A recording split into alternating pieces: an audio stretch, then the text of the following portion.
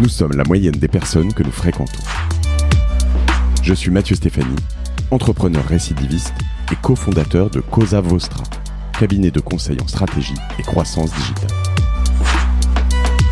Avec Génération Do It Yourself, je vous propose de rencontrer ensemble des entrepreneurs, sportifs ou artistes qui vont littéralement faire exploser notre moyenne.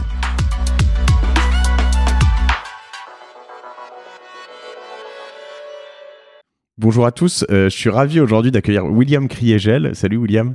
Bonjour Mathieu. Je suis donc enchanté parce que je te disais à l'instant que j'avais dévoré ton bouquin à mon allure, donc chez Actes Sud, et vraiment j'ai découvert on va dire un autre univers du business, peut-être en partie un peu d'un ancien temps, mais aussi je pense qu'il y a une sorte d'héritage très intéressant, et toute cette période, notamment Jean-Marie Messier, on en parlera tout à l'heure, et puis après l'autre partie de ta vie professionnelle autour du cheval, c'est deux aventures absolument fantastiques, avec plein de petites choses dont on va parler. Je compte bien te parler de road trip en moto, je compte bien parler de plein de choses, mais avant tout ça, William, est-ce que je peux te demander de te présenter?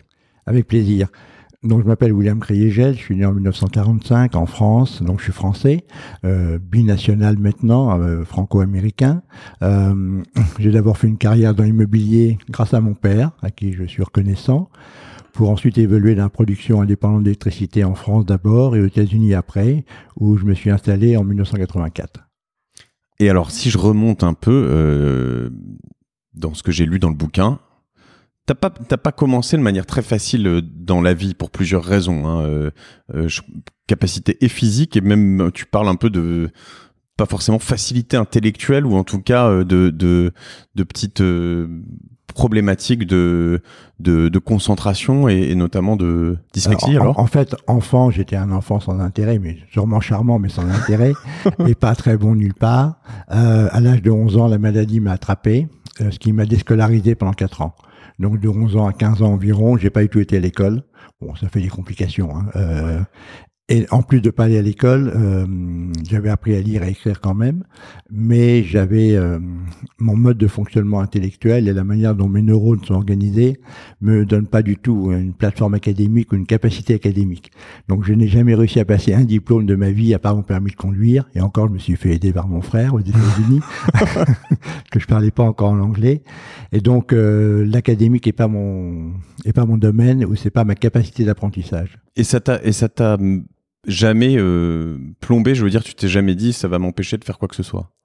Alors, je me suis dit que ma vie va devenir difficile quand j'étais enfant et malade, parce que je me sentais retenu physiquement dans une capacité de mouvement normale et sociale. Parce que étant pas scolarisé, t'as pas beaucoup de copains, enfin tu perds beaucoup de choses. Donc j'étais assez inquiet de ça. Et assez rapidement, quand j'ai décidé que la maladie pouvait pas diriger ma vie ou m'organiser ma vie, j'ai décidé que je ferais ce que je veux. Parce que en effet, si je reviens dans pour les plus jeunes qui nous écoutent, hein, on parle quand même d'un temps où quand t'es pas scolarisé, que tu restes chez toi, y a pas d'internet évidemment, y a pas de téléphone, t'as peut-être des journaux, des bouquins pour t'évader, mais t'as les livres, et puis ça s'arrête à peu près là. Moi, j'ai eu la chance d'avoir le cheval. Ouais. Donc ça, c'était déjà dans le cheval. Je suis tombé dans le cheval au moment de ma maladie.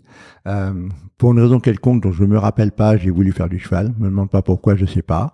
J'ai dit à ma mère que je vais faire du cheval, mon père aussi. Ils m'ont dit mais vu ta maladie, c'est pas possible. Mais ils ont quand même été voir un toubib qui me soignait ou qui essayait de me soigner. Et le toubib a dit faut bien qu'il fasse quelque chose, pourquoi pas. Non, aussi bête que ça. Je me suis retrouvé donc aller dans un petit club hippique à Auxerre dans l'Yonne tous les jours, et monter tous les jours 1 heure à cheval. Qui est devenu ta soupape, ton espèce de... C'est devenu plus que ça, c'est devenu mon éducateur. D'accord. Et j'emploie le terme d'éducateur avec beaucoup de conscience et d'intention. C'est qu'en fait, le cheval m'a appris plein de choses. Il m'a appris d'abord que cet animal puissant et magnifique pouvait être monté par un jeune gamin de 11, 12 ans, 13 ans qui était pas bien dans ses pompes et malade, et faire des vraies choses. Donc il y a une vraie noblesse. Ça me donnait la capacité d'être en rapport de force avec quelque chose de bien plus grand que moi, bien plus beau que moi et bien plus riche que moi. Et donc ça tu l'as pas réalisé après coup, tu le réalisais sur le moment?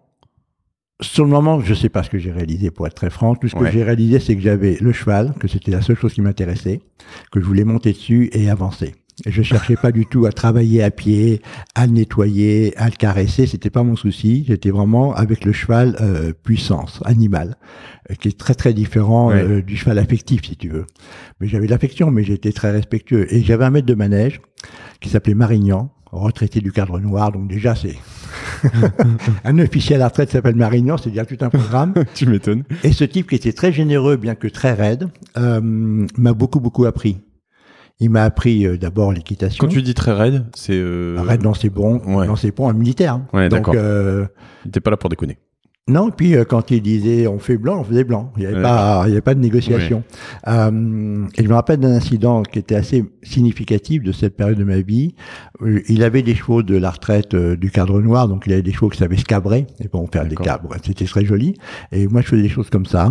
Et puis un jour, je suis dans le manège avec un cheval, tout seul, tranquille, et je cabre mon cheval, je fais une connerie, je tire un peu trop, et paf, le cheval tombe à la renverse sur moi dessous, lui dessus. Je me fais une peur, mais une peur de gamin. Ouais. Et au lieu de réagir avec sang-froid, je me remets sur mes deux pieds, je prends mon vélo, j'abandonne le cheval, j'abandonne tout et je rentre chez ma grand-mère, qui était à 1,5 km de là. Terrifié. Et je suis dans le jardin, tremblotant, enfin voilà. Et je vois Marignan arrivant sur une petite... mopette orange, moto-bécane, je crois, qui arrive comme ça, et qui me dit, bon, William, je pense que tu as dû laisser ton cheval dans le manège, tu viens avec moi. C'est pas un autre mot, pas rien, pas sans élever le ton. Je retourne au manège, le cheval était encore là, bien entendu, il l'avait débridé, il le rebride, il dit, maintenant tu recommences. Je refais l'exercice, je le fais bien entendu. Et après, il me dit, ben, écoute, la prochaine fois, si t'as ce genre de problème, viens me voir, mais n'abandonne pas ton cheval. C'est vraiment des leçons de vie, quoi. C'est des leçons magiques, extraordinaires. C'est un incident spécifique, mais c'est une attitude et c'est une manière de regarder la vie en face et que, quoi qu'il arrive, on doit remonter sur son cheval et on n'abandonne pas. C'est hyper intéressant. C'est vrai que c'est, alors le cheval et je pense la relation au sport, alors qui plus est à l'animal, c'est quelque chose d'assez important et je pense, j'ai l'impression, suivi. Le cheval m'a beaucoup donné et j'essaie de lui rendre, quoi.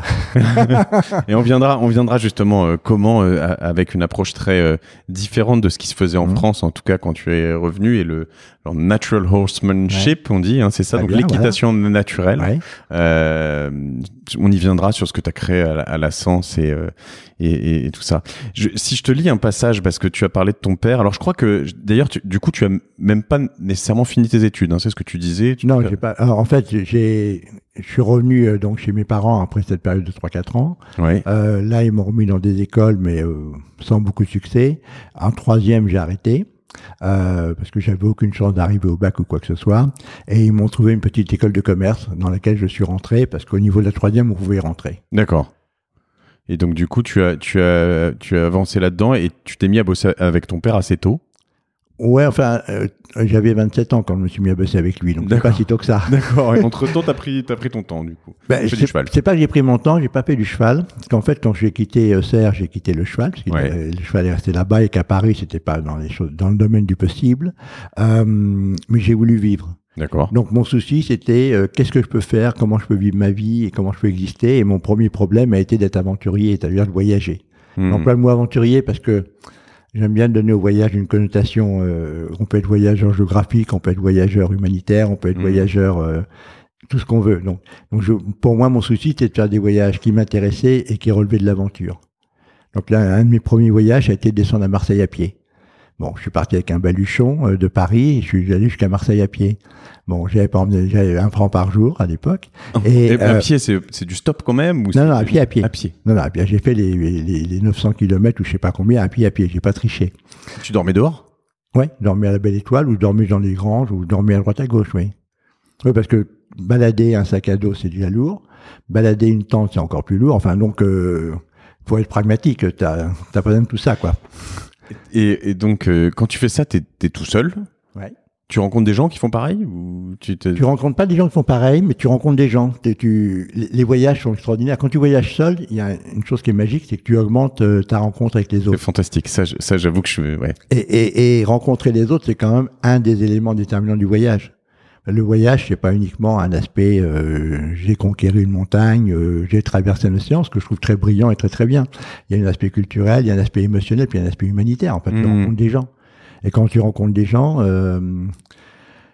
ça te force d'abord à te positionner physiquement et moralement vis-à-vis de ces gens-là avec respect, parce que tu es chez eux. En fait, c'est toi le touriste, c'est pas eux.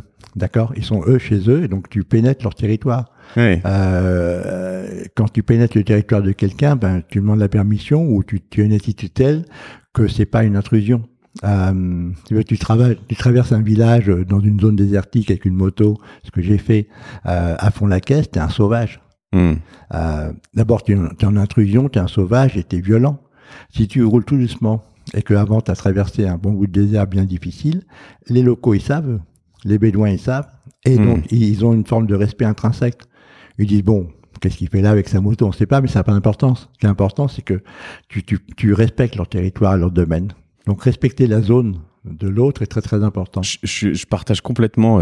J'ai eu la chance, un peu par hasard ou dépit, de faire 2-3 voyages seuls, notamment parce que pendant longtemps je voulais voyager et que tous les ans mes potes me laissaient tomber au dernier moment quand il fallait acheter les billets. Donc un jour j'ai acheté un billet, je me suis dit ils vont suivre après, personne n'a suivi, donc je suis parti tout seul et je suis parti comme ça en Indonésie à la toute fin de mes études pendant quelques mois. Et en fait c'était fantastique parce qu'en effet les rencontres sont plus faciles, parce que déjà quand t'es tout seul, en fait, quand t'es à deux, les gens viennent pas forcément te parler. Quand t'es tout seul, ils viennent beaucoup plus facilement. Ouais. Après, quand t'es tout seul, tu choisis ton agenda. C'est-à-dire que tu peux dire aussi à un moment, je pars, je veux partir. T'es dans un groupe, tu veux aller dans un autre, tu fais une autre rencontre, tu changes, etc. Donc tu peux papillonner réellement. Et ça, c'est assez, en termes de liberté, assez fantastique. Et j'avoue que je trouve ça assez drôle. Ce qui est singulier et très original, je pense, dans ce que tu dis, c'est de traverser la France. En fait, c'est vrai qu'aujourd'hui, comme tu le dis, on se dit, je veux voyager, quand tu m'en as parlé, et en fait, je crois que tu en parles rapidement dans son bouquin, et ça m'avait déjà perturbé. Mais quand on dit je veux voyager, on pense tout de suite à l'Australie, quoi. J'exagère un peu, mais voilà, on va loin. Alors qu'en fait, voyager, partir de Paris, aller jusqu'à Marseille à pied, c'est un voyage extraordinaire, j'imagine, dans le sens littéral du terme, extraordinaire. Mais est-ce qu'aujourd'hui, je me pose la question, si tu pars tout seul à pied comme ça, je pense que les gens qui te voient débarquer tout seul à pied, ils se disent mais regarde, il est louche celui-là, non, tu vois, peut-être. Je pense pas ça du tout. Regarde Axel Kahn, il traverse la France en diagonale 2 fois ou 3 fois. Il écrit des bouquins intéressants, sympas. Il est à la rencontre des gens. Ouais. Et c'est pas un aventurier au sens physique du terme. C'est sûr. Il y a plein de gens qui font des choses comme ça. En fait, quand tu voyages seul, tu as une chance de se retrouver en face de toi-même. Ouais, je suis d'accord. Donc déjà, ça, c'est pas nécessairement rassurant parce que toi-même, c'est pas toujours simple. Mais au moins, tu as une pause dans ta vie et dans ta réflexion. Après, tu choisis tes rythmes. Est-ce que tu veux faire 20 km par jour, 30 km par jour, 40 km par jour? Ça modifie tes rythmes. C'est pas bien ou mal, c'est que c'est des rythmes différents. Et que ça te contraint différemment. Donc, moi, j'étais à peu près à 35 km jour. Donc, tu vois, c'était un rythme moyen, mais c'était un vrai rythme. Hein. Le soir, je dormais bien. Oui, c'est sûr. Alors, t'emmènes un bon bouquin que tu essayes de lire. J'avais emmené un bouquin de La Rochefoucauld, j'avais rien compris. Le truc m'a complètement dépassé et je pensais que c'était brillant et intelligent et honnêtement, j'ai rien compris. Mais ça n'a pas d'importance parce que tu rentres dans la nature, tu as les odeurs, tu as la pluie, le soleil, tu as tout ça, tout est à toi et il n'y a pas de contrainte si tu veux. Tu sais que le soir tu trouveras une solution, tu t'inquiètes pas et tu t'inquiètes à partir de 5h du soir, 6h du soir, pas avant. C'est intéressant et j'avoue que ça donne très envie.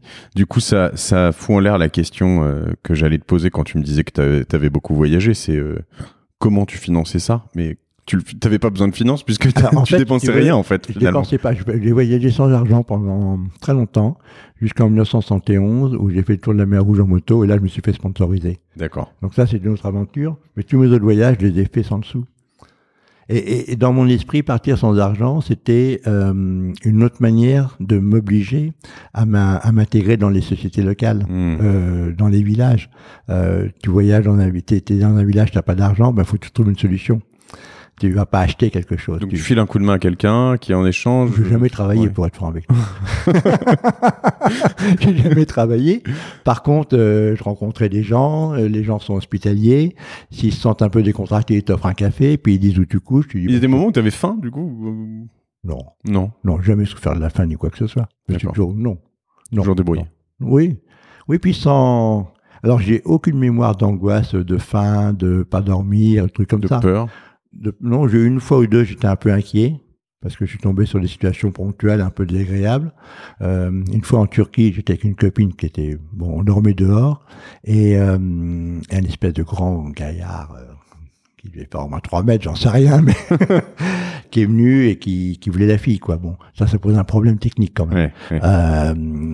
Donc ça a duré un long moment, j'ai réussi à m'en sortir, il est parti, bon. Mais ça, elle aussi. Elle s'en est sortie aussi, oui. Bien sûr. Je n'en serais pas sorti, ça n'était pas sorti. Mais donc ça, si tu veux, c'est une situation difficile. Et puis ce n'était pas ma sécurité qui était en cause, c'est la sienne. Donc ça, tu te sens une responsabilité. Tu vois, c'est pas facile à gérer. Mais c'est arrivé une fois. Puis voilà. Donc c'est pas la fin du monde.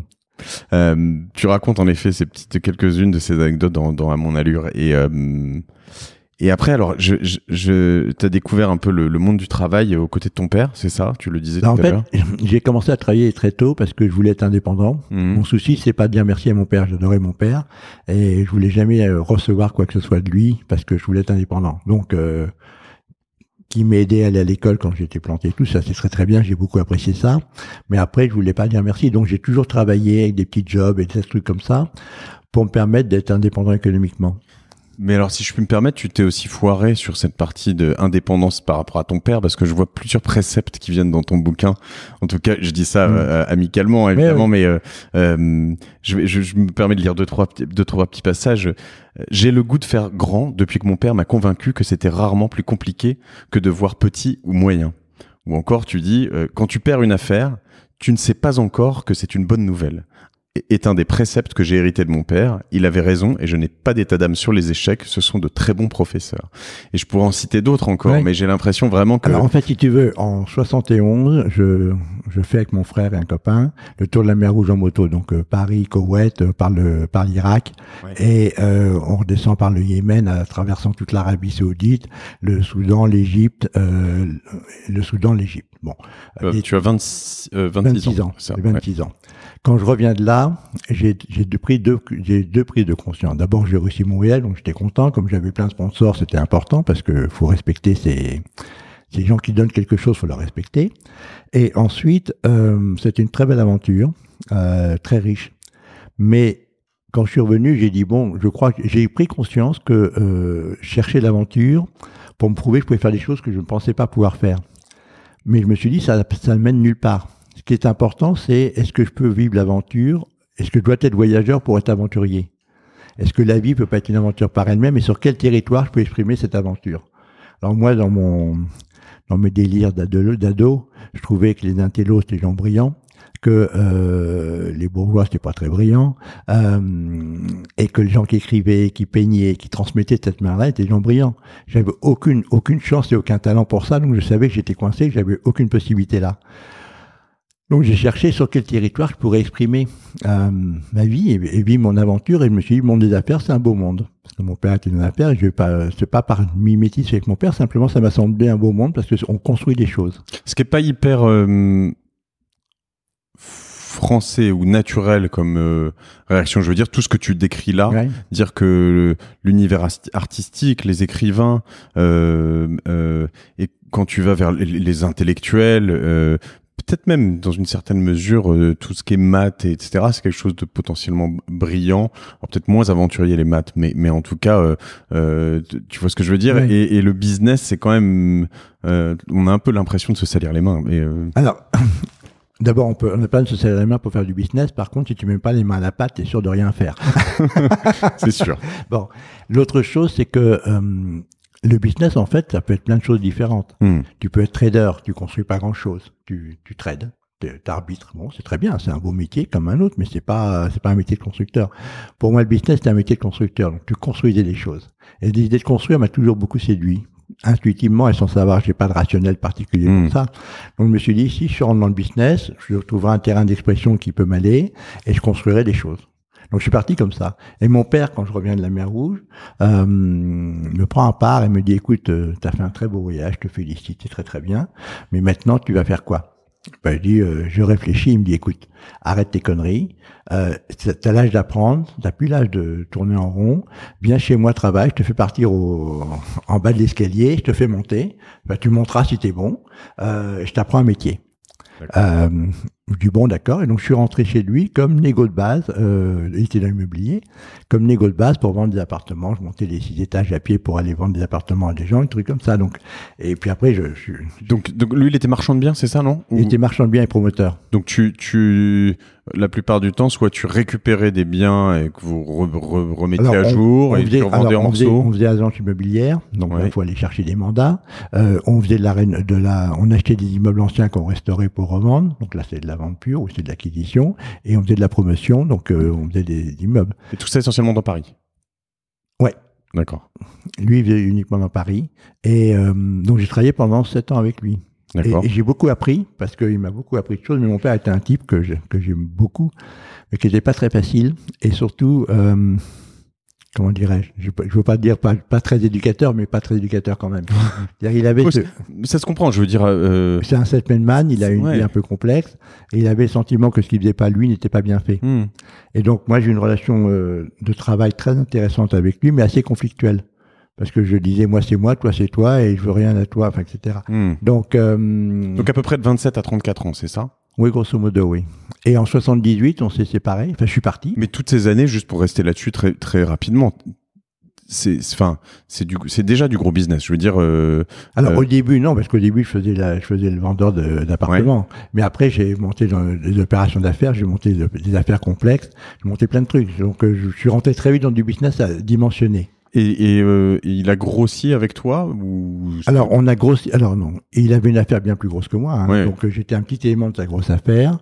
Donc il m'a laissé grandir chez lui. Mais t'as pas représenté chez lui un truc qui faisait que c'était... J'ai représenté des affaires marginales, mais très grosses. D'accord. Et je suis pas rentré dans le système, si tu veux. D'accord. Parce que j'aimais pas ses associés. Enfin bon, je trouvais qu'ils étaient pas très... Il m'allait pas, voilà. Okay. Donc je suis pas rentré dans le système. En plus, j'étais assez rigide sur un certain nombre d'éléments comme ne pas faire d'argent occulte, des trucs comme ça, et que le système était pas fait comme ça à cette époque-là. D'accord. Moi, ça m'allait pas. Je considérais que c'était pas valorisant, si tu veux. Et donc je voulais pas le faire. Et tu vivais pas de ton côté background un peu baroudeur et pas diplômé dans cet univers? C'était pas du tout un... L'immobilier, les diplômes, ils s'en foutent. Hein. Ouais. Du moment que tu sais vendre, acheter, refaire. Ouais, okay. Ouais. Okay. L'immobilier, en fait, c'est un assez joli métier parce que c'est un métier assez complet. Il faut connaître un peu de droit, un peu de marketing, un peu de construction, un peu d'engineering, un peu d'architecture. Donc ça donne mais en même temps, c'est pas un métier très très difficile. Mais je te rejoins, c'est peut-être pas pour ça que c'est parce que c'est pas très difficile, mais je te rejoins sur le côté beau métier. Moi, ici, on a refait entièrement, et puis je l'ai fait plusieurs fois, mais restructuré entièrement des bureaux, etc. Quand tu arrives dans un endroit qui est tout pourri et que tu repars ou que tu finis et que tu sors un truc qui est... moi, je suis très fier de mes bureaux et je trouve qu'on s'est vraiment arraché avec mes associés là-dessus. Je veux dire, tu as une sorte de gratification extrême, quoi. Oui, parce que tu concrétises quelque chose. Ouais. Tu prends quelque chose qui est jaune et ça devient vert à l'arrivée et c'est beau et tu le rends vivant si tu veux. Et c'est vrai que le côté, je crois, vraiment constructeur, un jour faire sortir un immeuble du sol, ça doit être quelque chose d'assez trippant. Et d'accord. Et donc tu as fait un peu bande à part, je crois, c'est ça à la fin? À la fin, si tu veux, j'ai décidé que je voulais grandir, donc je voulais faire des choses différentes et je me suis orienté de plus en plus sur des aspects plus conceptuels de l'immobilier que des aspects plus transactionnels. Donc j'ai cherché à faire des choses plus conceptuelles et là mon père il disait pas non mais il me suivait pas vraiment. Donc j'ai décidé que j'allais me mettre à mon compte et je voulais me mettre à mon compte. Donc je suis parti en 78, j'ai quitté. J'ai invité à déjeuner, je me rappelle de ça comme hier, c'était drôle. J'ai invité à déjeuner au Crayon, donc c'était très bien. Et il me dit qu'est-ce que tu me veux? Que je fais jamais ça. Et ça correspond pas du tout à notre mode de fonctionnement. Je lui dis voilà, je voulais dire que j'ai pris mon héritage. Parce que j'ai appris, j'ai pas d'argent, mais j'ai beaucoup appris. Et je te remercie, et maintenant je m'en vais. Il était furieux, il m'a pas causé pendant 1 an. Il m'a dit, t'es un sale con. Quand il a compris que j'étais sérieux, il m'a dit, t'es un sale con. Tu aurais jamais dû partir, tu devrais rester et prendre ma suite, etc. Il voulait que tu prennes sa suite. Et j'ai dit non, c'est pas mon truc, je veux pas ça. Et donc pendant 1 an, il m'a pas causé. Mais c'était pas on n'était pas fâchés, il était vexé, ouais. Vexé, voilà. Ouais. Vexé, un peu confus, un peu triste, oui. Ah, c'est marrant. C'est vrai que c'est le côté un peu dynastie. Je pense que quand tu crées un truc comme ça, t'as envie que quelqu'un prenne la relève, quelqu'un de confiance. Oui. C'est pas sûr que c'est toujours une bonne idée, mais souvent, c'est dans la culture en plus. Ouais. Et du coup, quand tu dis faire des choses plus originales, ou c'était quoi, du coup? À l'époque, j'avais inventé un produit financier à partir d'appartements occupés. Je sais pas, on peut peut-être pas rentrer là-dedans parce que c'est peut-être un peu con. Si, vas-y. En 2 mots. La loi de 1948 avait réglementé les loyers. Donc, il y avait des vieux la immeubles loi dans 48, Paris, des vieux immeubles dans Paris qui étaient avec des appartements occupés où on pouvait pas sortir les gens. Le métier de marchand de biens consistait à acheter ces immeubles-là, sortir les gens tant bien que mal, avec un chèque ou je sais pas quoi, et puis après les revendre. Et moi, l'idée de faire ça m'allait bien, mais sortir les gens m'allait pas du tout. Donc j'avais été inventer un produit financier qui était que j'avais acheté une assurance vie chez Drouot sur le fait que l'appartement se libérait pas. Donc, si l'appartement restait occupé, l'assurance vie était payée. Si l'appartement se libérait, l'assurance vie n'était pas payée.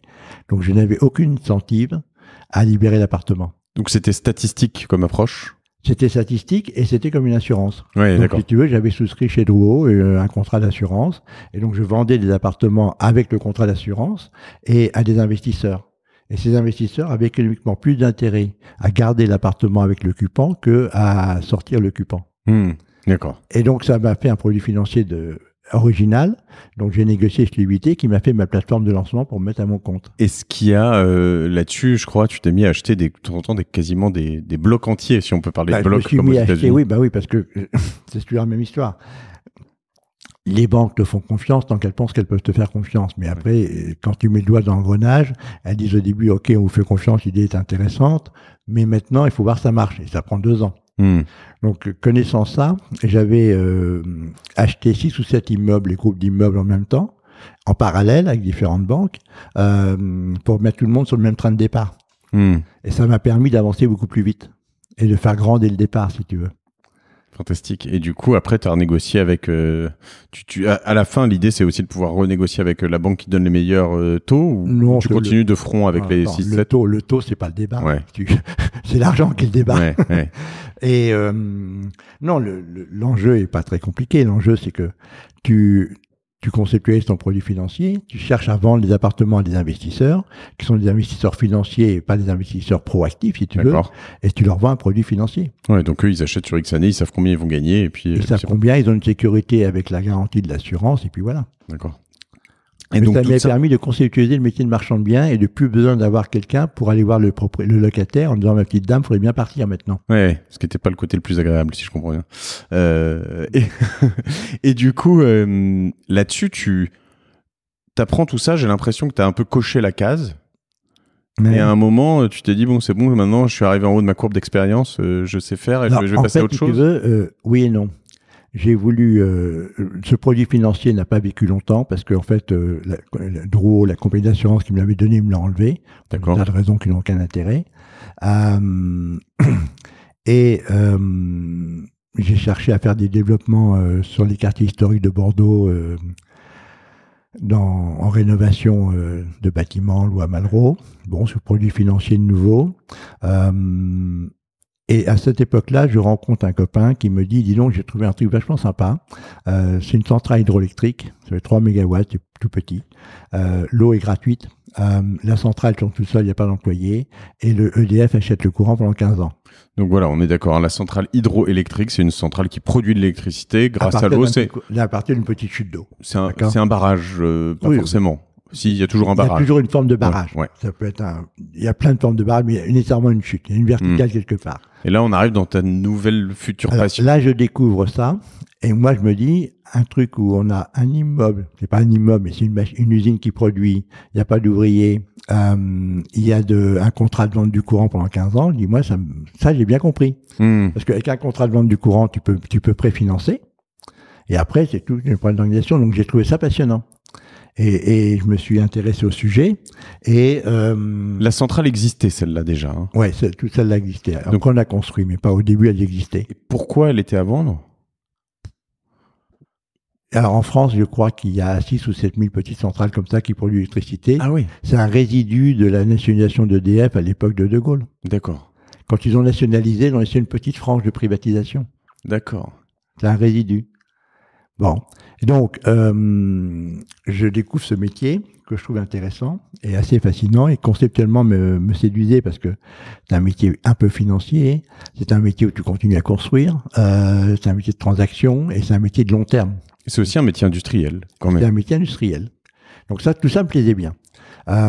Donc on commence ça, j'ai un associé à cette époque-là, et on trouve une affaire un peu grosse à racheter. Donc la négociation est compliquée, mais ça, je te fais grâce de ça.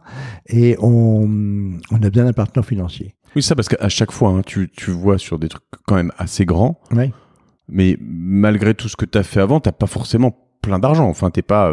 Ah non. Tu n'arrives pas avec... T'es endetté. Je suis endetté, oui. D'accord. Oui, parce que comme j'ai jamais demandé d'argent à personne et que mon père a eu l'intelligence de ne pas m'en donner, j'avais que deux solutions. Je faisais du levrage et je m'endettais ou j'avançais pas. D'accord. Donc, sinon, je suis endetté. Bon, ça me gêne pas. Oui, non, mais ça te gêne pas, mais c'est quand même, ça montre quand même un état d'esprit. Ce que je veux dire, c'est que à un moment, t'es déjà très endetté et tu te dis, t'es déjà all-in et tu te dis, allez, je remets une couche et je vais encore plus loin, quoi. Oui, parce que à 35 ans, 37 ans. Ouais. Alors, je vais dire, en fait, c'est mon père qui m'a appris ça. Quand tu es pauvre, tu peux faire ce que tu veux parce que tu n'as rien à perdre. Alors, ça paraît un peu choquant comme phrase, et en réalité, bon, moi, je ne confonds pas la pauvreté, hein, mais quand tu n'as pas d'actifs et quand tu n'as pas trop de responsabilités familiales, qu'est-ce que tu as à perdre à prendre des risques? Ouais, au pire, tu es endetté, quoi. Puis, t'es endetté. Ouais. Et puis c'est la vie. Puis tu bosseras, puis tu paieras. De toute façon, j'ai su faire des dettes dans ma vie quand j'avais besoin et toujours payer toutes mes dettes. Parce que c'est vrai que ça paraît un peu... mais si on replace vraiment ça dans le contexte, t'as entre 30 et 40 ans et tu te dis, je vais me lancer dans l'électricité, je vais faire des centrales hydroélectriques. C'est quand même conséquent. Non, parce que c'est toujours pareil, tu le dis parce que toi, c'est ta vie. Tu le dis comme si c'était un petit truc normal. Il y a quand même un moment, tu flippes pas. À ce moment-là, tu te dis jamais... non, ça va. Ça t'excite, quoi. Ça me plaît, oui. Ça me plaît parce que je trouve ça intelligent. Ok. Que quand tu vois quelque chose que tu trouves beau, tu as envie de le faire. Quand tu vois quelque chose que tu trouves intelligent, tu as envie de le faire. Après, la route pour y arriver est pas toujours évidente. Hein. Donc là, on s'est associés et la Banque Lazare nous a rejoints avec un peu de capital, venture capital. Et ça nous a mis de prix étrier avec des groupes que je n'avais jamais connus avant. Rapidement, Lazare, on a grandi assez vite. Donc Lazare a dit, maintenant c'est l'heure de sortir. Et là, la compagnie, après tout un tas de transactions diverses et variées, la Compagnie Générale des Eaux est rentrée. La Compagnie Générale des Eaux, grande maison, noble. La CGE, donc qui est devenue Vivendi après. Hein, c'est ça, voilà. Ouais. Bon. Et donc je me retrouve avec un vrai industriel. Et mon associé était polytechnicien, ce que je ne suis pas. Et donc, sur le plan de la Compagnie Générale des Eaux, c'est un club de polytechniciens à l'origine. De gens brillants, mais polytechniciens, quelques énarques, quelques mines, enfin bon. Et on te regarde de haut, là? Ou t'as ce sentiment, ou même pas? Ou t'es complexé? On me regarde pas beaucoup. Ouais, d'accord. Donc, mon associé étant polytechnicien, on le regarde. Ouais. Et sans lui, je serais jamais rentré là-dedans. Mais on me regarde pas beaucoup et j'ai pas un rôle effectif et ça me gêne un petit peu. Mais en même temps, je suis un pragmatique, donc je prends le temps. On avance un peu, ça se passe bien. Et assez rapidement, je prends conscience que le territoire économique des centrales et hydroélectriques en France est tout petit, que mon associé a la main sur le sujet pour des raisons très très légitimes. Et que du coup, je vais me retrouver marginalisé de fait. D'accord. Ça m'agace. Et donc, je réfléchis et je dis, il faut que, ou je me trouve un territoire indépendant ou que je raisonne autrement. Et là, je commence à regarder ce qui se passe hors France. Bon, l'Afrique, c'est pas un continent qui m'intéresse sur le plan de l'investissement long terme. À cette époque-là, du moins, en tout cas. Oui, enfin, c'était pas mon... bon, l'Asie, ça n'existait pas à cette époque-là, enfin, on n'en parlait même pas. L'Europe, c'est que des régimes réglementés type EDF, etc. L'Espagne avait un peu d'ouverture, mais pas grand-chose de très séduisant ou pas facile à accéder. Ouais. Et l'Amérique est en ouverture. Ah, j'ai dit, l'Amérique, c'est beau. Bon. Alors, et je dis, mais il faut explorer ça. Donc, je commence à regarder, à étudier, à chercher, essayer d'apprendre l'anglais, ce que je n'arrive pas bien à faire. Et assez rapidement, il m'a fallu 1 an, je prends conscience que l'Amérique est un pays d'aventure, mais c'est un pays dur, un pays froid. Et quand tu étudies tout ça, tu y vas déjà? Tu fais des allers-retours? Oui, je fais quelques allers-retours, oui. Ouais. Je fais quelques allers-retours, essayer de comprendre, et je ne comprends pas grand-chose, etc. Et là tu as déjà un peu d'argent, du coup, en vendant. Enfin, non? Non, là, je suis encore en dette. D'accord. Et en fait, j'emprunte de l'argent pour faire ces voyages exploratoires à la COFAS. Ce qui existe toujours d'ailleurs, hein, la COFAS. Ah, c'est intéressant aussi, ouais. et je crois que ça existe toujours. On oublie souvent de regarder ça, mais l'aide à l'exportation, etc., c'est un super truc. Donc, très rapidement, je me dis, bon, il y a 2 solutions. Ou je joue le jeu américain et je me déplace là-bas, je m'installe, j'émigre, et je prends ma chance. Ou je le fais pas, et puis on n'en parle plus, puis c'est tout, mais j'arriverai pas à le faire entre 2 avions. Alors, je décide que je veux partir. J'essaie d'apprendre l'anglais, j'y arrive pas. T'es marié, enfant, à l'époque? Oui, j'ai 3 enfants. D'accord. Donc, je décide qu'il faut partir. Et Pardon, pendant que tu réfléchis, mais ça me fait marrer parce que, encore une fois, c'est une histoire que tu connais bien, mais quand tu la vois de l'extérieur, tu parles pas anglais, t'as une femme, des enfants, t'es en dette, et tu te dis...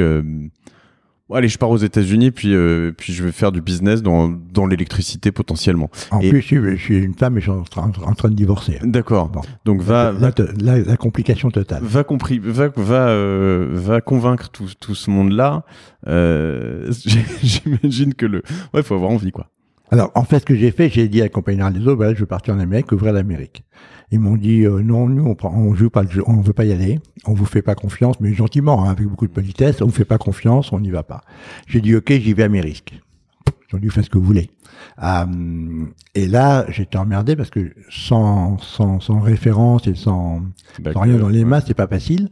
Donc, je leur ai négocié qu'ils me donnent une lettre qui n'a aucune valeur juridique, d'intention en disant je serais intéressé à investir 100 millions de dollars, c'était le montant à l'époque, dans la production d'électricité indépendante. Mais intéressé, il y avait vraiment... Et je me suis servi de cette lettre-là comme porte d'entrée partout. Voilà. Donc j'ai fait ça, je me suis installé en 84, en avril, et j'ai emmené mes 3 enfants parce que c'est intéressant, je veux dire, pardon, du coup... Mais comme quoi cette marque d'intérêt, comme tu le dis, non engageante, a potentiellement un peu changé ta vie. Absolument, parce que j'ai transformé cette lettre en une espèce de carte de visite. Cachée, je suis sérieux, très bien. Ouais. Mais j'ai jamais menti, hein. Non, mais j'ai jamais dit, oui, ils vont financer, ils vont pas financer. J'ai toujours dit, voilà, ils en veulent, il faut que j'ai des projets. Oui, après, ce sera à moi de les convaincre, mais ils sont intéressés. Voilà. Sachant que le seul truc ils n'étaient pas vraiment complètement intéressés, mais tu savais que toi, tu pourrais peut-être les convaincre quand même derrière. Écoute, ils étaient la vérité, c'est que je leur ai proposé. Donc, le deal qu'on a fait ensemble, on s'est serré la main, on n'a pas fait un contrat de 50 pages, c'est de dire, je leur présente toutes les affaires et ils décident d'investir par investir. Mais tu vois, là, je pense que la leçon qu'il faut en tirer de ça, c'est que souvent, quand tu demandes à quelqu'un une marque d'intérêt pour prouver quelque chose, et que tout le monde te dit non, mais ça sert à rien, il n'y a aucun engagement là-dedans. C'est pas forcément vrai parce que le fait que ce soit écrit et qu'il y ait quelque chose derrière, ça projette les gens autour de toi, tes interlocuteurs que tu vas voir, ceux que tu as déjà vus et qui sont engagés, pas engagés, qui c'est une valeur, oui, c'est une valeur réelle. C'est une valeur réelle. Donc je pars avec ça et le fond de l'histoire, c'est que je leur ai présenté toutes les opportunités que j'ai une par une. Je crois que ça a duré donc de 84 à 2000, ils n'en ont jamais refusé une. Et la première que je leur ai proposée faisait $1 million, qui me paraissait une somme considérable et colossale. Et c'est monté après à des sommes beaucoup plus importantes. Sachant qu'il faut préciser tous les détails que vous aurez donc à mon allure et voilà, mais tu es quand même devenu le plus gros producteur d'énergie indépendant, c'est ça, aux États-Unis? Alors, je suis devenu le deuxième ou troisième plus gros producteur indépendant. Oui. Mais pas uniquement avec de l'hydroélectrique, avec du fuel de toute nature. D'accord. Du gaz, j'ai fait du charbon, ce qui est un gros mot aujourd'hui, mais Oui. c'était pas à l'époque. Du biofuel, enfin, j'ai fait plein de choses. D'accord. Tu es le premier sur l'hydroélectrique. J'ai commencé avec l'hydroélectrique et après on a viré sur la cogénération gaz, puis après sur tous les fuels. Mais on est entre 84 où on est arrivé et l'an 2000 où on a vendu cette affaire, on est devenu le deuxième, troisième producteur indépendant américain. Tu produisais 15% de l'énergie de Manhattan. On produisait 15% de l'électricité de Manhattan, 30 ou 35% de celle de Boston, et l'ensemble des actifs d'usines dont étaient propriétaires exploitants représentait pas loin de 14 000 mégawatts. Alors un mégawatt, je sais pas ce que c'est qu'un mégawatt, mais 1000 mégawatts, c'est une centrale nucléaire. C'est ce que j'allais dire, ouais. Voilà. Ça. Donc si tu prends 14, donc c'est l'équivalent de 14 centrales nucléaires. Donc c'était vraiment significatif. Et on avait ça principalement aux États-Unis, mais en Chine, en Thaïlande, aux Philippines et en Corée. Et ce qui est fou, c'est que vous avez développé une capacité, une forme d'usine à usine, parce que là, ça peut paraître long, de 84 à 2000, mais c'est quand même court. Pas très long, 16 ans. Pas très long. 16 ans pour faire combien de je crois quand on est sorti, on avait 71 usines. C'est incroyable, ouais. Incroyable. Il y en a qu'on a construit, il y en a qu'on a acheté. On a fait toutes les variations de la gamme. Et tu faisais, tu dis dans ton bouquin, le tour de, alors peut-être pas quand tu avais les 71, mais le tour de toutes tes usines plusieurs fois par an pendant un moment. Alors, je faisais régulièrement. Je faisais quoi qu'il arrive, y compris quand il y avait 71, une fois par an, je faisais les budgets dans les usines. Parce que je considère que c'est au siège social de se rendre sur le terrain et non pas au terrain de se rendre au siège social. Et que si l'usine marche bien, c'est parce qu'elle a été bien conçue par des équipes, mais qu'elle est bien exploitée. En fait, une usine, c'est un truc très étonnant pour moi qui ne sait pas ce que c'est. C'est que c'est plein de moteurs, c'est plein de ficelles électriques, c'est plein de tuyaux sous pression. Il y a de la haute pression en vapeur, etc. Il y a du gaz. Mais quand tu regardes ça ne devrait jamais marcher. Sur une usine, tu as 200-300 pompes. Pourquoi est-ce qu'il n'y en a toujours pas une toujours qui est en panne? Tu vois? Et c'est ce que tu dis, hein, c'est vraiment une des forces que tu as créées. Donc cette société s'appelait Site, ouais. S-I-T-H-E. Ouais.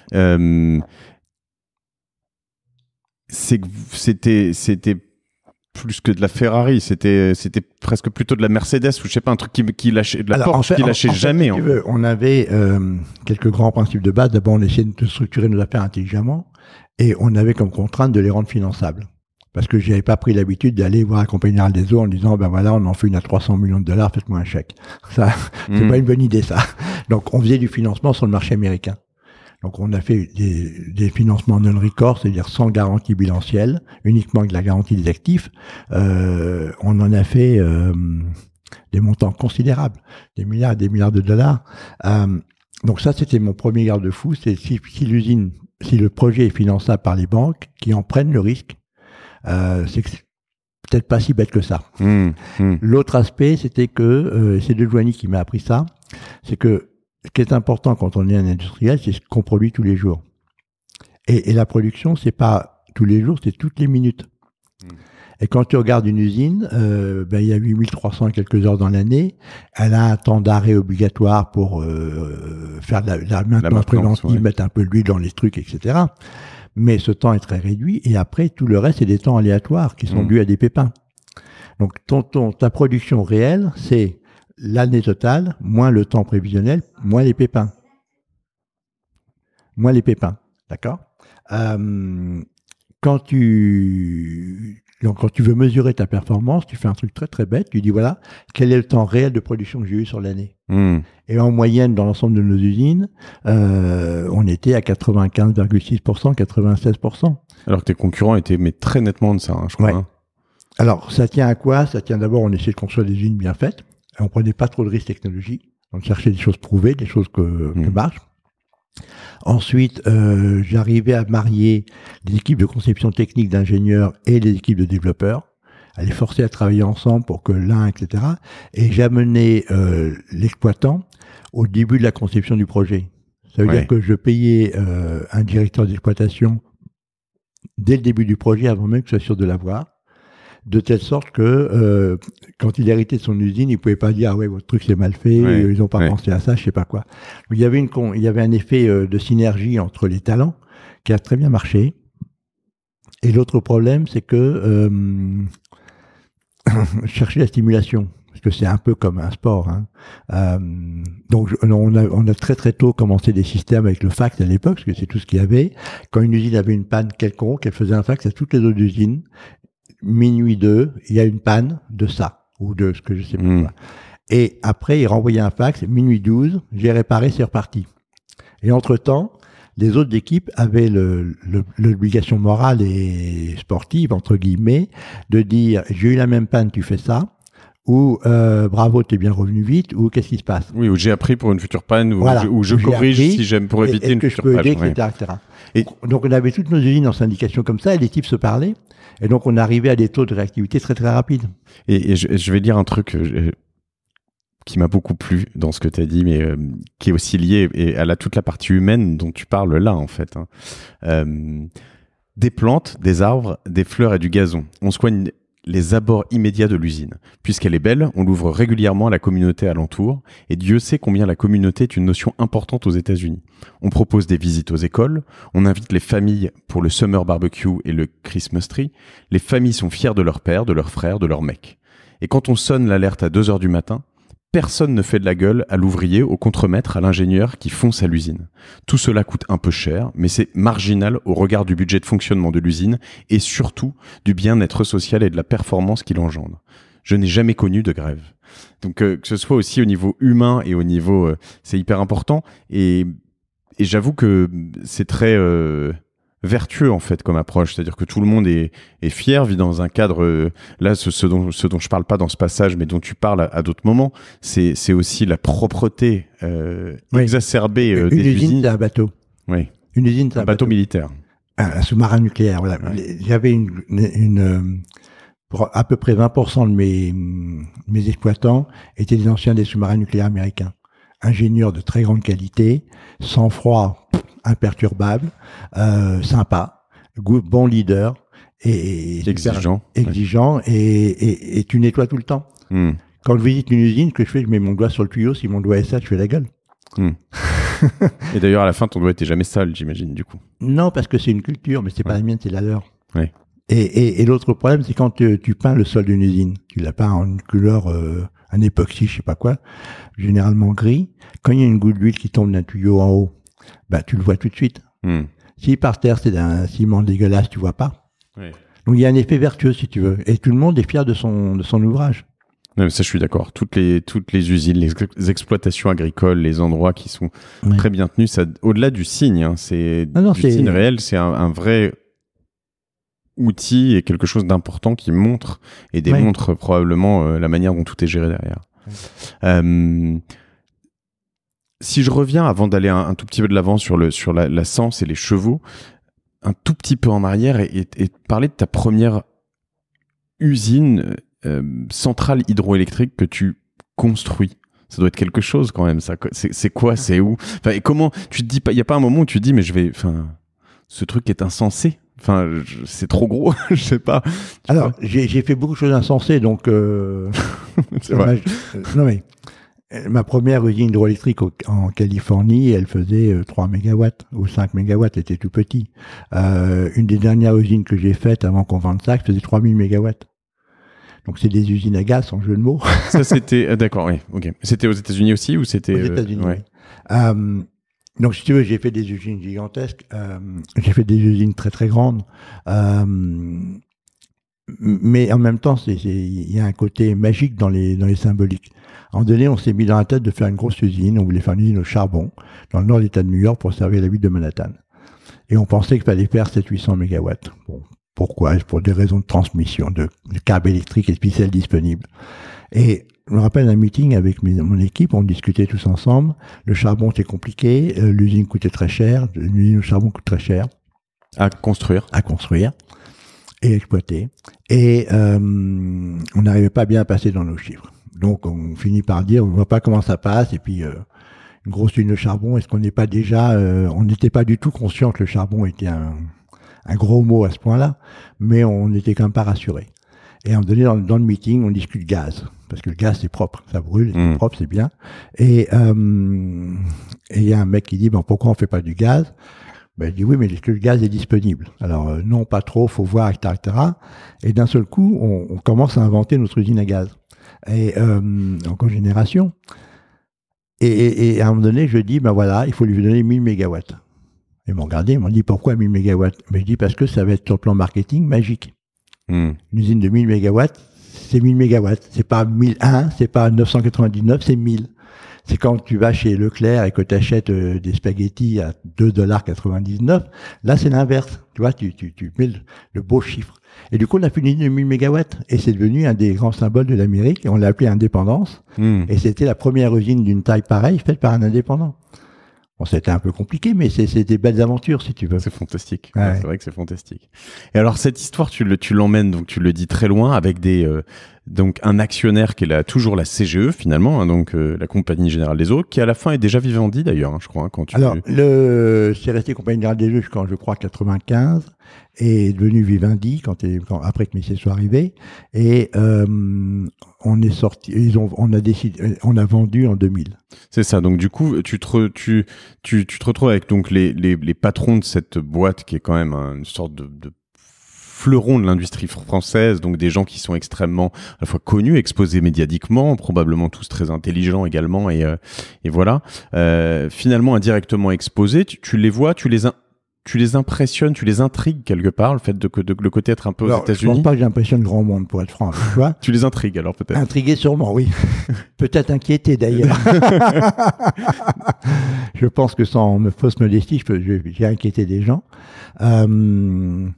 Mais j'ai eu la chance, quand j'étais à la Compagnie Générale des Eaux, de assez rapidement me retrouver en face de Joigny, qui a été un vrai mentor pour moi et qui m'a beaucoup permis d'évoluer et d'avancer. Et c'était vraiment quelqu'un que j'ai beaucoup apprécié et pour qui j'ai beaucoup de respect.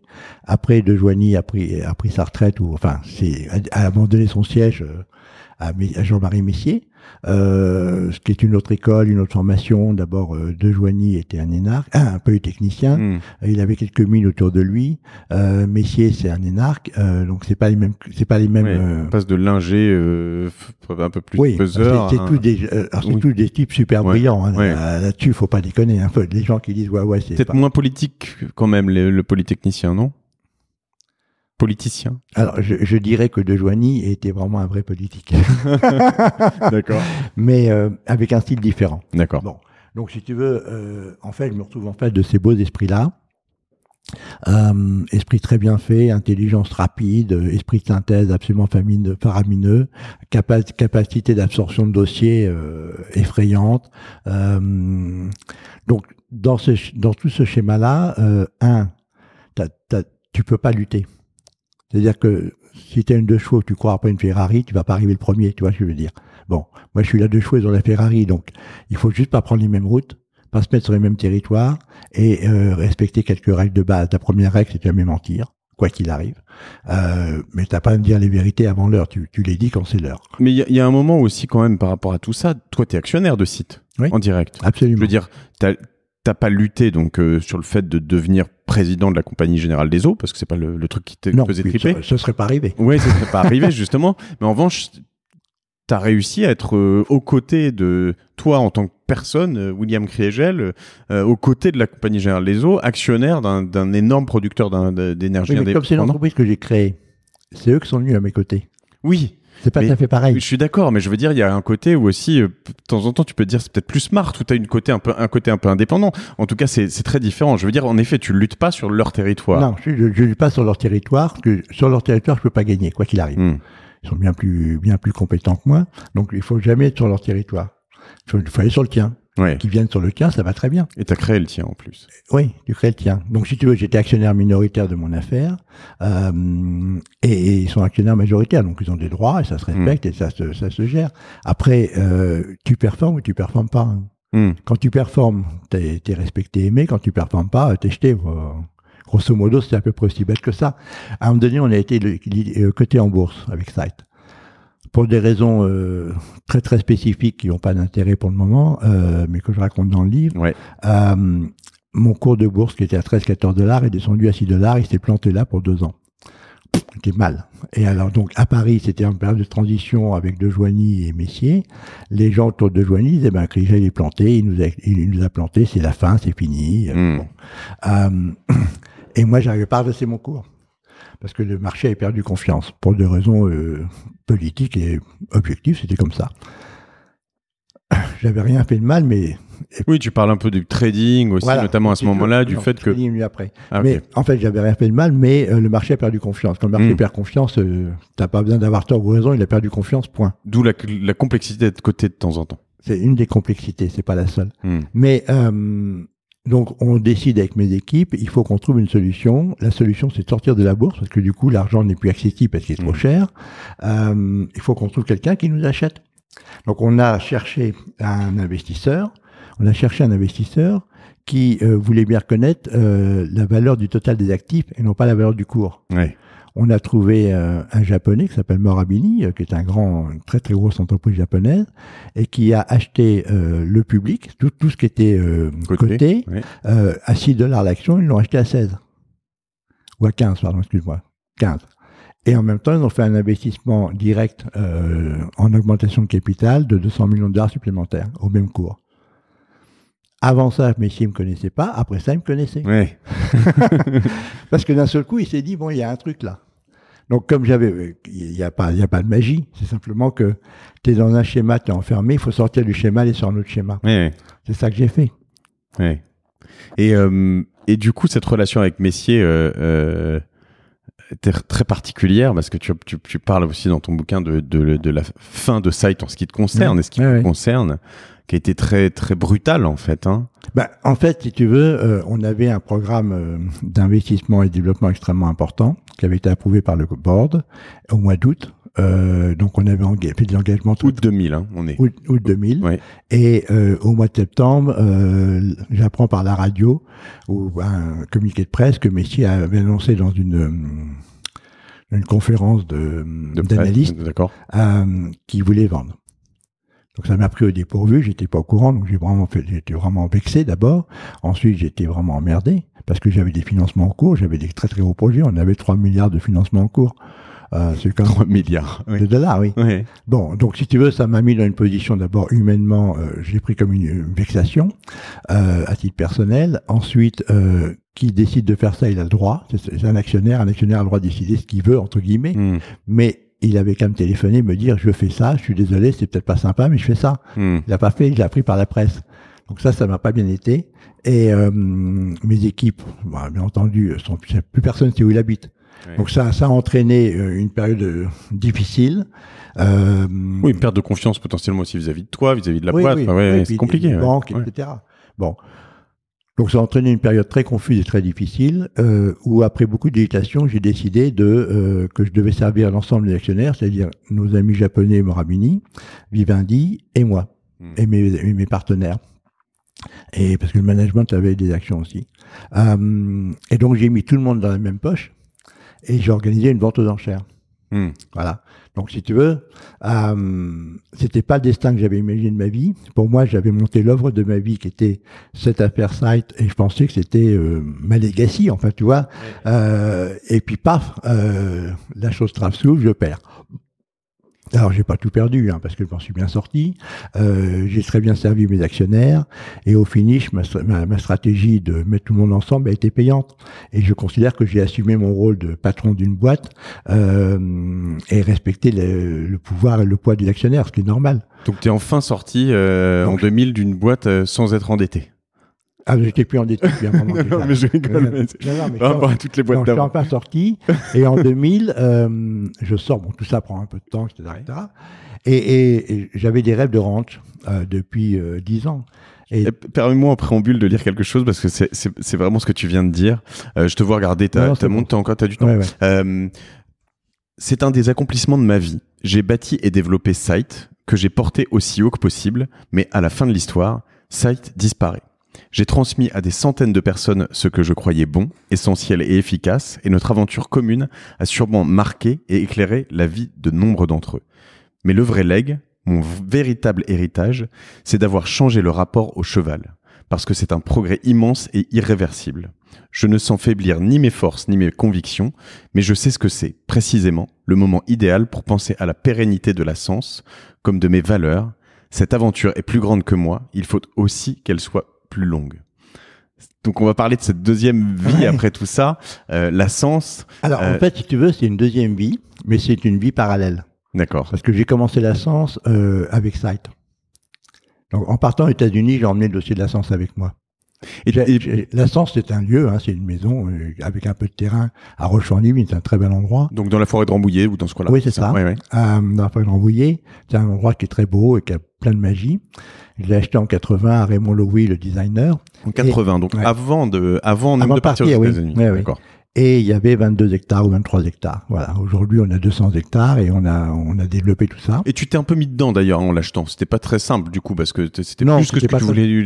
Parce que j'avais pas les moyens de garder un appartement à Paris et ça. Je me suis mis dedans avec femme et enfants. J'avais pas d'argent pour faire les travaux. Bon, j'ai bricolé tout ça comme d'habitude et sans beaucoup d'état d'âme. Mais je suis très content de l'avoir fait. Et donc, aux États-Unis, Aux États-Unis, tu vois, c'est comme une vie sous pression difficile. Tu perds une partie de tes valeurs, ou pas de tes valeurs, mais tes accroches culturelles, etc. Tu as besoin de garder un point d'ancrage, si tu veux.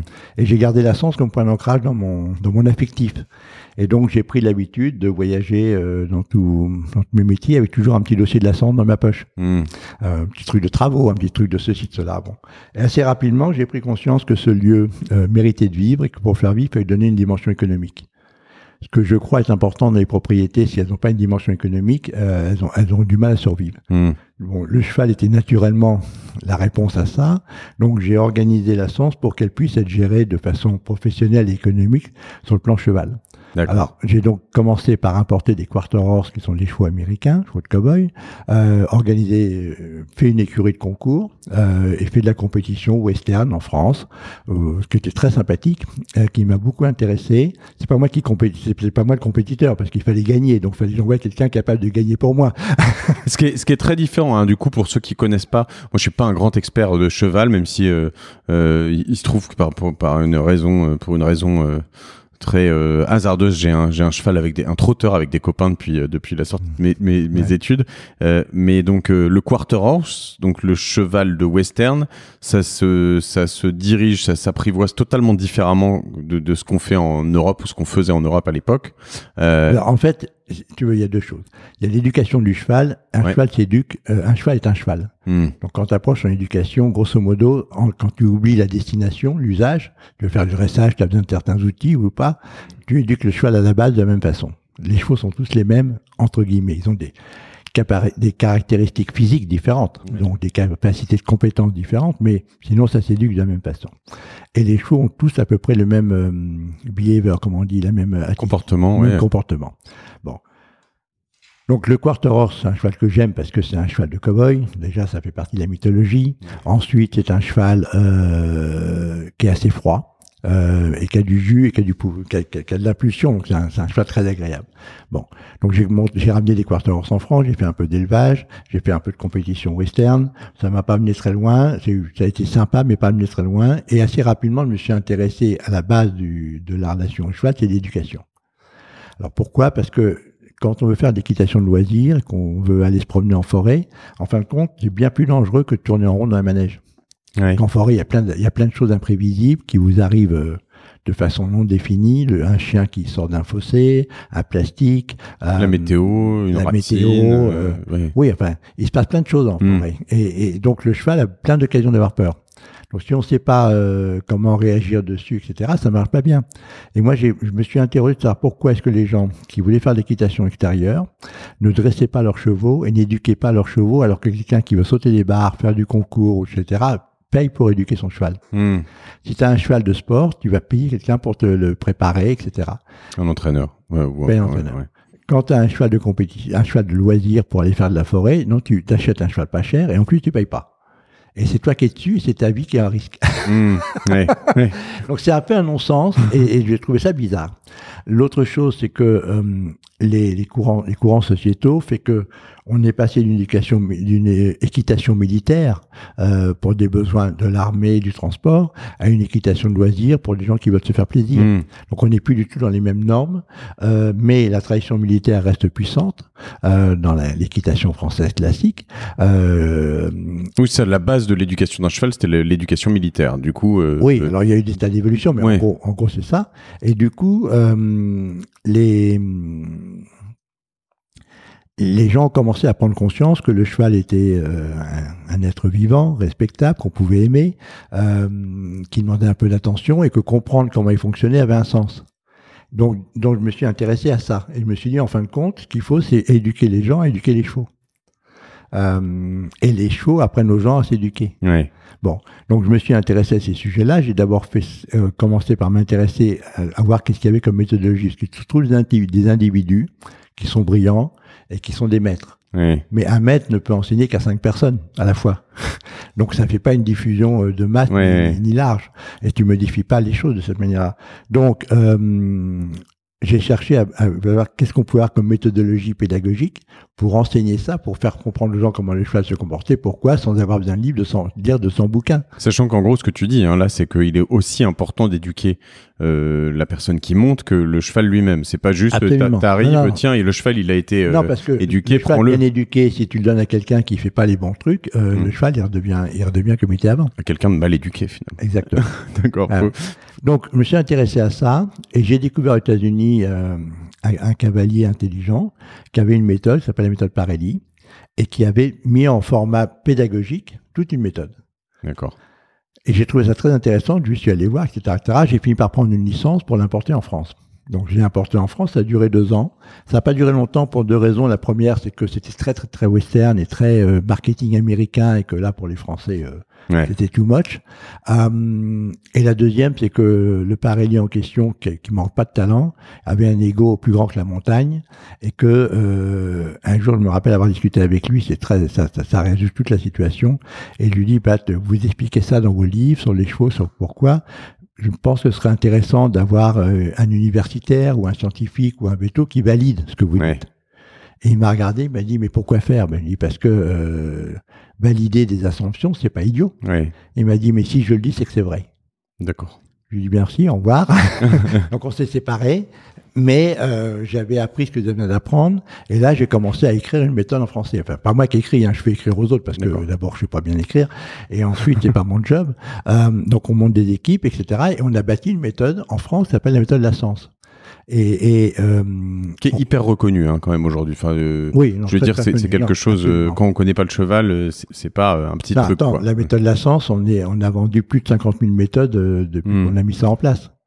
50, 60 000. Enfin, je sais même plus les chiffres, c'est considérable. Et donc avec des événements où au début vous étiez quelques centaines, quelques dizaines. Aujourd'hui, maintenant vous êtes des milliers. Enfin, c'est vraiment. On a propagé. Donc, si tu veux, dès le début, on a créé cette méthode.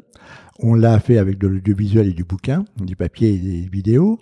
On a enseigné, on a fait une école. J'ai fait une école dès la première année. D'accord. En réalisant que si j'avais pas des gens qui avaient appris chez moi pour aller le faire ailleurs, on propagerait jamais l'information. Parce que sinon, on resterait en vase clos, si tu veux. Sachant que c'est autre chose, on n'en a pas parlé, mais tu as aussi la Sens dans le Montana aux États-Unis.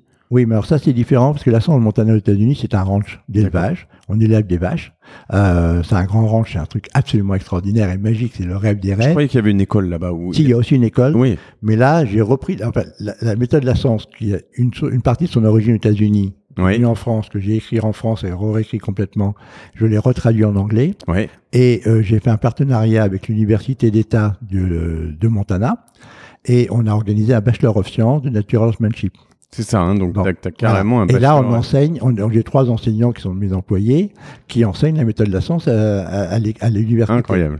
Et donc, on a 110 étudiants dans le programme. Qui viennent de tous les États-Unis, c'est incroyable. Donc, c'est un beau programme, c'est très joli, si tu veux. Ouais. Donc, en fait, la Sens s'est développée au fur et à mesure, toujours en parallèle du reste. C'est pas venu en séquentiel. Tout est en parallèle. Je voyageais en Chine, j'avais mes dossiers de la Sens avec moi. Je voyageais en Amérique, j'avais mes dossiers de la Sens. Et donc, on a bâti la Sens au fur et à mesure, jusqu'au point où on est aujourd'hui. On a un contenu de grande qualité. extrêmement diversifié dans ses méthodes d'expression. Je ne sais pas si on dit ça d'ailleurs. Tu vois, on a un MOOC, on a mis un MOOC en ligne, on a un e-campus, donc du e-learning, on a des livres, on a des cours, on a des écoles, 3 écoles différentes, on a des stages professionnels, on a des stages pour amateurs, on a un DU avec Paris Descartes. Tu vois, donc on a une activité considérable et je le gère comme une activité professionnelle, bien que ce soit une activité à mission complète. C'est-à-dire qu'on a une mission, c'est de développer, de vulgariser et de partager la relation homme-cheval, d'améliorer le bien-être du cheval et donner à l'homme du plaisir. Comment tu passes de... Tu dis ça avec tellement de passion et alors on sent que dans Site il y avait beaucoup de passion, hein, mais comment tu passes de cet énorme truc Site industriel, politique, avec voilà, à la Sens, qui est quelque chose de beaucoup plus naturel, beaucoup plus que tu maîtrises totalement. Alors, et très spirituel. Hein.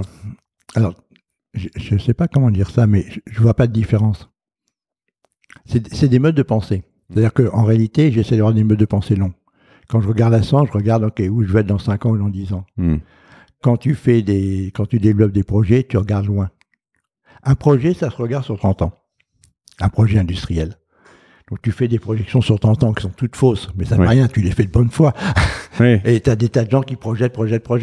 Donc en fait, tu construis toujours dans le long, tu construis pas dans le court. Quand tu construis un immeuble, tu construis pour qu'il tienne 50 ans, tu construis pas pour qu'il tombe l'année prochaine. Donc le raisonnement est toujours dans le long. Et après, tu es dans le quotidien. Et là, tu essaies de gérer le circus, si j'ose dire. Et tu essaies de gérer dans le quotidien. Donc, tu es dans l'exécution pure. Le quotidien est toujours plus difficile que le long. Parce que le long, c'est plus conceptuel, c'est plus intello, etc. Mais le long est le porteur. Donc, tu mets tes équipes, tu mets l'ensemble des projets sur du long. Tu crées de la ligne d'horizon. Tu regardes l'horizon quand tu marches. Tu regardes pas tes pieds, tu regardes l'horizon. Si tu regardes tes pieds, tu te casses la gueule. C'est bien ce qu'on t'apprend dans...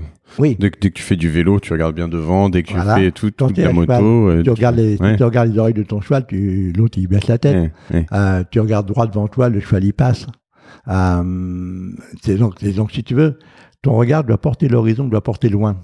En portant loin, il donne une dimension à ta vie parce que tu peux mettre ton horizon un peu où tu veux. Hein. C'est un cursus flexible. Donc tu peux jouer avec.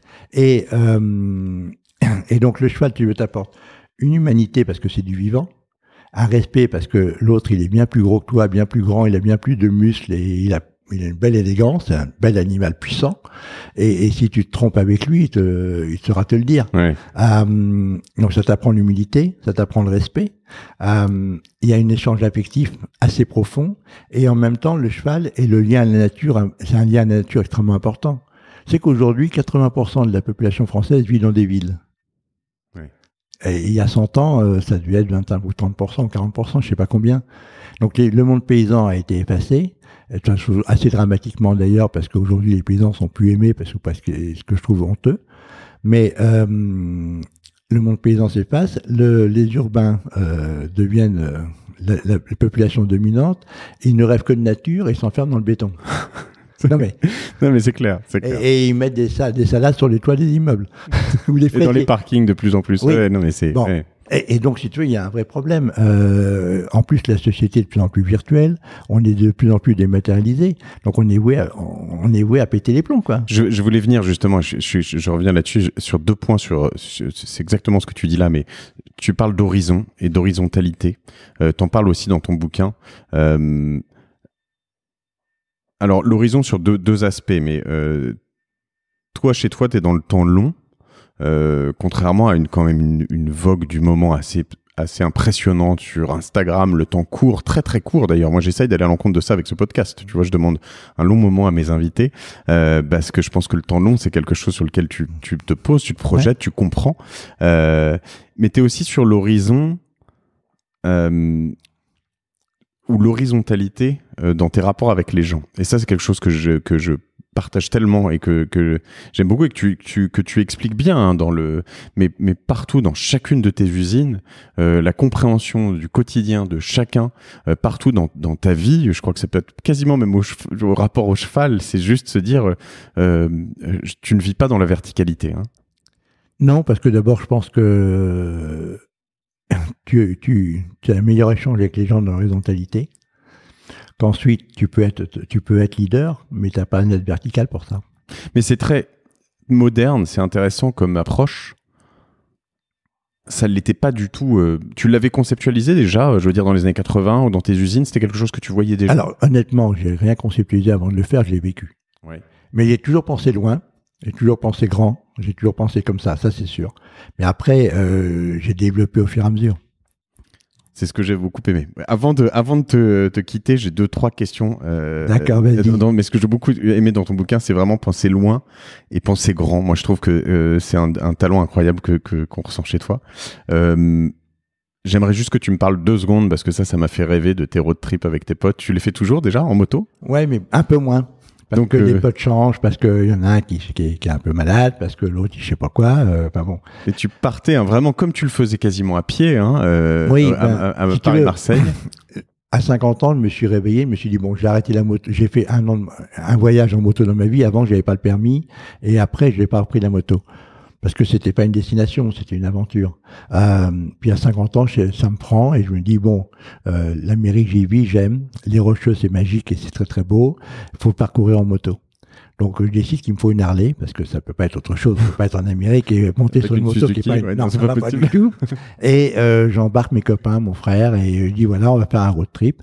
Et du coup, chaque été, on passait 2 semaines sur nos motos, avec uniquement, on partait d'un point donné et une destination générale. Petit sac à dos, c'était vraiment... Ouais, enfin minima. Ouais. On dormait dans un petit motel en cours de route. T'avais pas d'étape, hein? Jamais.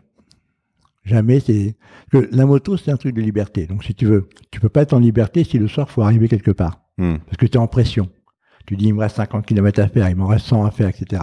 Alors que si tu roules, et quand tu arrives 5-6 heures du soir, tu commences à te dire, où est-ce qu'on va s'arrêter? Et là, tu commences à regarder ce qui se passe. Alors, des fois, tu trouves, des fois, tu trouves pas, peu importe, mais la liberté, c'est ça. L'autre élément en moto, c'est que tu es en groupe, mais en fait, tu es tout seul. Parce que tu parles avec personne. D'abord, même si tu as quelqu'un derrière toi, tu n'entends rien de ce qu'il raconte, c'est pas la peine. Donc, tu es tout seul, tu peux réfléchir, tu peux penser. Tu es nouveau dans la nature, avec les odeurs, les humidités, les atmosphères et tout ça. La chaleur, le chaud, le froid, tout ce que tu veux. Donc, t'es en pénétration, t'es vraiment proche de la nature. Alors, t'as un bruit d'enfer avec la Harley que je trouve assez sympathique, mais c'est personnel. Et donc, t'as entre les jambes un espèce de camion. Tu roules pas vite en moto. Moi, j'aime pas rouler vite. La vitesse, c'est pas mon truc. Ça marche pas avec mon Focus. Donc, je roule pas vite. Mais tu cruises, tu vois, tu te laisses aller, tu roules à 60, 80 et c'est le bonheur à état pur. Je crois que tu prends un avion ce soir pour aller aux États-Unis. Je vais te télécharger un épisode de Génération Do It Yourself avec Fred Jourdain qui refait des Harley. Ça te plaira, je suis sûr. D'accord. Comme ça, je gagne un nouvel abonné, c'est bien. L'autre question que je voulais te poser, c'est si tu avais l'occasion de retrouver William mettons à l'âge où tu rejoins ton père, à ce moment-là, que tu peux lui donner un message, lui dire un message, qu'est-ce que tu lui dirais? Lui dire merci, tu m'as beaucoup appris. Et je le pense vraiment du plus profond de mon cœur. Et je lui ai dit ça quand je l'ai quitté, et il n'a pas bien compris, il a compris plus tard, parce qu'on est resté très intimes et très proches, on a beaucoup parlé de ce que je faisais et tout ça. Et non, il m'a beaucoup appris, il m'a pas appris en étant un éducateur, il m'a appris en étant un modèle. Ça, c'est ce que tu dirais à ton père. Et qu'est-ce que tu dirais à William? Pardon, j'ai mal posé ma question peut-être. Si tu pouvais lui dire avant tout ça, avant toutes ces aventures, si tu pouvais lui glisser un petit truc à toi-même. Waouh. Si j'étais William et je me... Ouais, là tout de suite, t'avais l'occasion de te dire 30, 40 ans en arrière, revenir. Avance, regarde l'horizon, te fais pas chier. Et de toute façon, quand tu marches, tu regardes loin. Quand la vie est difficile, l'instant est toujours difficile, mais si tu regardes plus loin, ça rend l'instant moins difficile. Le court est pénible, le long est pas pénible. Donc, dès l'instant où ça devient un peu pénible, là, regarde plus loin. Et du coup, c'est le pas suivant qui compte. C'est tellement vrai, c'est tellement beau. Très bien. Et toute dernière question, pourquoi tu cours, William? Ah non, je cours pas. Moi, je fais pas de course à pied, je fais pas de sport, je fais du vélo. Pourquoi tu avances dans la vie? J'avance dans la vie parce que quand j'étais ado et enfant, j'ai eu des crises existentielles assez stupide mais assez importante. J'ai découvert que la mort qui m'a frôlé plusieurs fois n'était pas un truc qui me faisait peur, mais j'ai eu très peur de mourir avant d'avoir fait ce que j'avais à faire. Ça m'a beaucoup inquiété. Et alors, je me suis demandé donc ce que j'avais à faire. Ouais. Question légitime, étant catho, etc. Et j'ai pensé que ce que j'avais à faire, c'était de transmettre. Et donc, mon objectif dans la vie, c'est de faire des choses que je peux transmettre et qui peuvent servir à d'autres. Donc, quand je fais Site, j'ai en fait transmis, non pas ce que je croyais être une grande entreprise, mais j'ai transmis à d'autres les moyens d'apprentissage et d'expérience et des moyens, parce que j'étais assez partageur sur le plan économique. Quand je fais l'Ascension, j'ai transmis à des millions de gens une manière différente de regarder le cheval, de vivre avec le cheval. Ça pour moi, c'était un de mes plus grands accomplissements dans la vie. Et maintenant, je convertis, je fais évoluer l'Ascension dans une notion de fondation. On vient de mettre en place l'Institut pour l'homme et le cheval, qui est une fondation. Et ça va permettre d'ouvrir et d'amener encore d'autres gens et de partager tout ça, ce qui est merveilleux. Je te remercie parce que c'est vraiment une super aventure que tu as vécue depuis tout ce temps que tu racontes bien. Donc, je vous recommande tous de lire À mon allure de chez Actes Sud, que je mettrai le lien dans ma bio, dans le descriptif de l'article et puis du post. Et puis je mettrai tous les endroits où on peut te joindre, surtout par le biais de l'Ascension, je crois. Oui, on peut me joindre, mais je suis joignable, il n'y a pas de problème. D'accord. Et puis sinon, par mon biais, vous m'écrivez, je forwarderai à William. Et voilà, je te remercie pour ton temps. Je vous demande à tous de pas hésiter à partager ce podcast à ceux qui aiment le cheval de votre entourage, à ceux qui aiment le gros business, les belles aventures, la Harley peut-être. Et puis à noter ce podcast 5 étoiles. Je te remercie, William.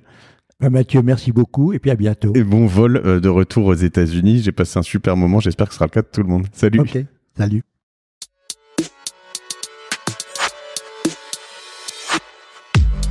Bravo, vous avez écouté cet épisode de Génération Do It Yourself jusqu'au bout. Merci de le partager à 2 personnes autour de vous, d'inscrire de force vos amis au podcast sur leur smartphone et de mettre une note 5 étoiles avec un gentil commentaire. Ça m'aide énormément pour ressortir dans les classements. Aussi, si vous me laissez votre email sur gdiy.fr, je vous enverrai l'épisode de la semaine ainsi que 2-3 bons plans. Pour finir, n'oubliez pas que si vous avez des besoins en accompagnement digital, toute l'équipe de Cosa Vostra va vous bichonner comme il se doit si vous nous écrivez sur contact@cosavostra.com. Je suis Mathieu Stéphanie et je vous embrasse.